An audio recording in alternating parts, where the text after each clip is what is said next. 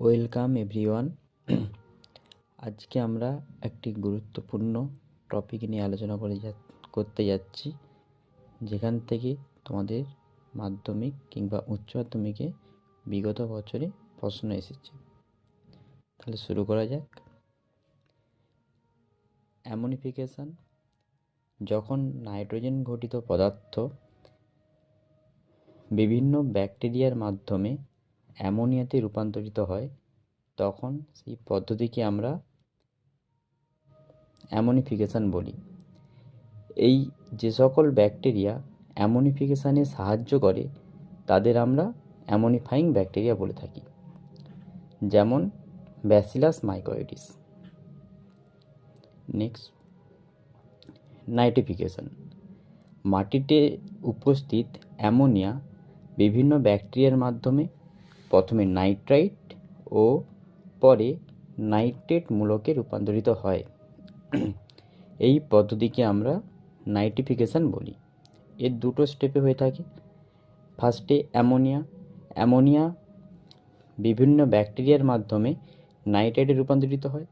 যে সকল ব্যাকটেরিয়া এই অ্যামোনিয়া থেকে নাইট্রাইটে রূপান্তরিত করে তার মধ্যে নাইট্রোসোমোনাস একটি অন্যতম ব্যাকটেরিয়া। রিঅ্যাকশন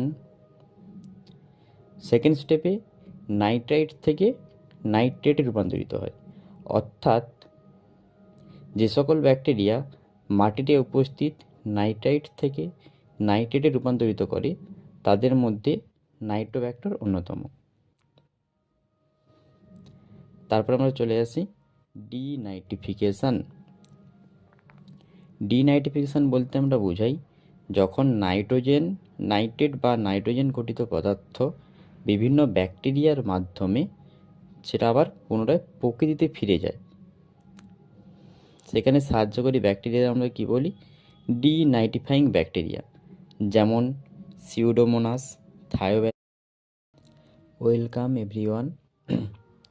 আজকে আমরা একটি গুরুত্বপূর্ণ টপিক নিয়ে আলোচনা করতে যাচ্ছি, যেখান থেকে তোমাদের মাধ্যমিক কিংবা উচ্চ মাধ্যমিকে বিগত বছরে প্রশ্ন এসেছে। তাহলে শুরু করা যাক। অ্যামোনিফিকেশন, যখন নাইট্রোজেন ঘটিত পদার্থ বিভিন্ন ব্যাকটেরিয়ার মাধ্যমে অ্যামোনিয়াতে রূপান্তরিত হয়, তখন সেই পদ্ধতিকে আমরা অ্যামোনিফিকেশন বলি। এই যে সকল ব্যাকটেরিয়া অ্যামোনিফিকেশানে সাহায্য করে তাদের আমরা